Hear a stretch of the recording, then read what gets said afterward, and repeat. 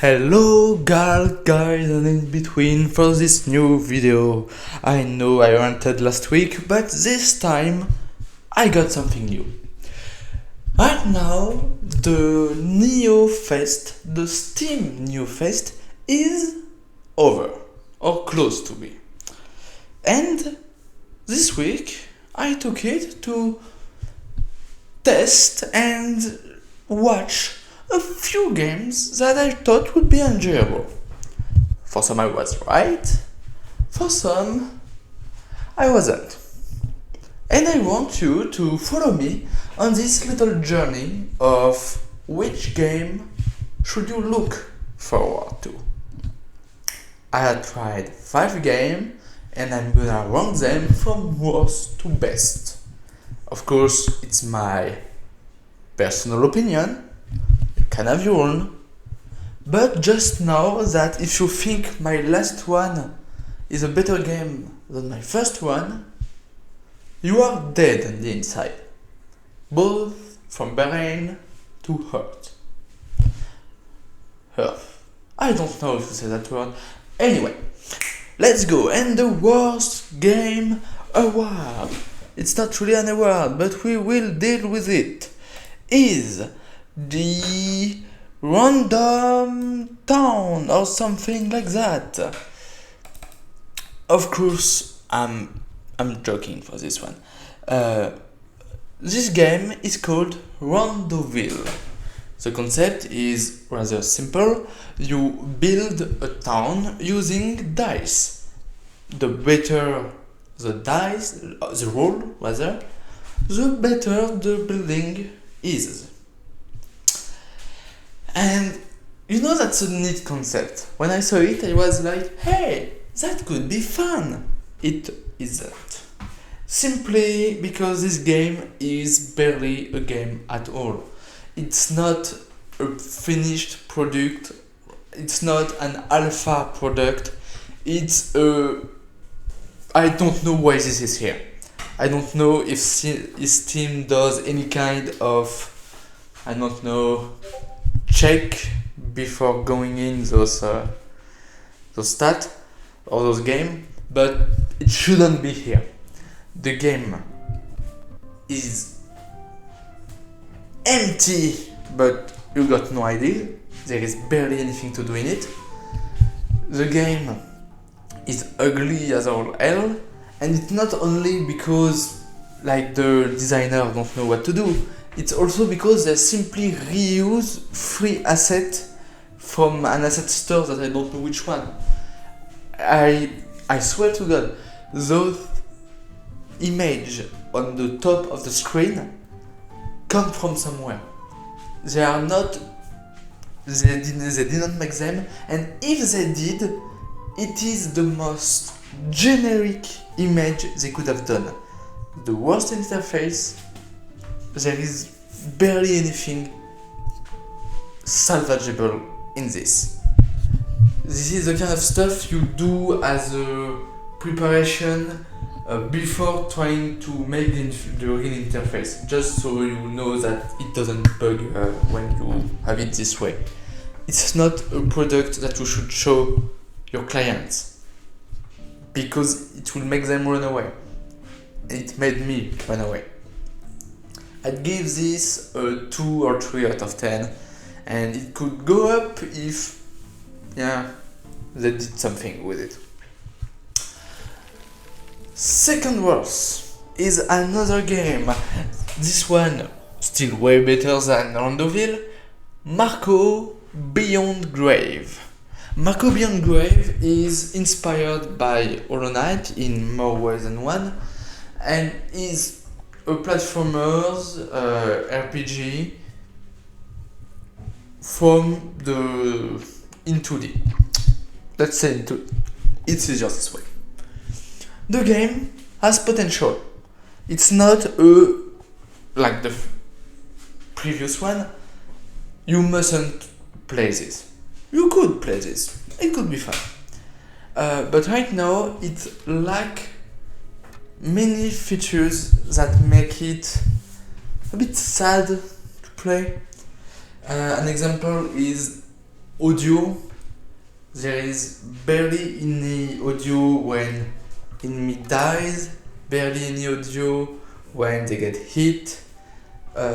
Same things for animation.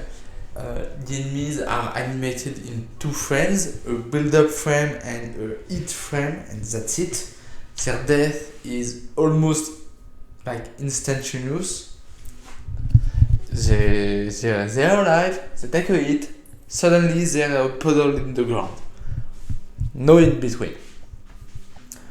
And combine this with a lack of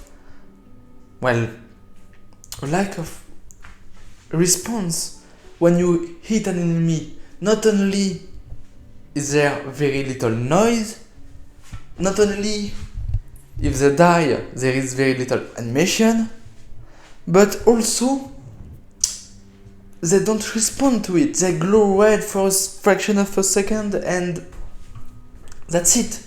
There is no knockback, there is no reaction or different animation for when they are hit. It's just glow red and that's it. And it makes the game feels rushed, or at least this version of the game. The last critiques I want to do is the first boss that I fought. It suffers from the same weakness as the other. Very little animation, very little audio, and in terms of mechanics, one mechanic. It has one thing. You jump above its attack, you strike it with your sword, and that's it. It dies. And all of that isn't a great impression. However, I think if I'm being optimistic, I can see those issues being with, the fact that it's a demo. They could add animation and sound effect and knockback later. That makes me just think that the demo shouldn't have come out right now and they weren't ready for it. But that's an issue that I can't really be sure about because I'm not a developer and I'm not even on their team, so I don't know. All I'm gonna say is the cinematic intro is a banger, and is very enjoyable. Also, the game could be better. It could still be worse. The art style is very good. I'll give it a 5 out of 10 and I'll move on. And for our third one, I'll give a 7 out of 10 to... there should be some kind of rolling of, I don't know, a bass or something. I won't do this, I'm lazy. But imagine or do it yourself. Anyway, the third place will go to Hammerwatch 2. Hammerwatch 2 is a game, top-down, an RPG, that you can play with other people online. I think the max is 4 players. It's a co-op game in which you play a group of adventurers escaping a prison and going into the world after the event of Hammerwatch 1. It's not called Hammerwatch 1, it has a real name. I don't know it by heart. Get off my back. Hammerwatch 2 is a very nice game for co-op. You can there is interesting mechanic with multiple classes that you can take, which all act and feel different. There is multiple spell and action, dash, etc. that make the game feel dynamic. It isn't bugged by inconsistent audio or lack of animation like the previous ones. This one is just a solid game. I give it a 7 out of 10, and I think it could be 8 if you let us play co-op local. I wanted to play local and I didn't realize I couldn't, and I felt really stupid when I tried to play it local. So add local and please be nice. Okay. The fourth one or second, depend on how you count this, is Island of the Caliph, a first-person RPG retro. And damn, that's not the kind of game I see every day.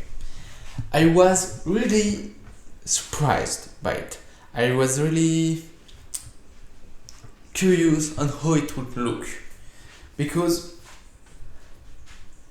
are you looking at your screen? That shit is dope.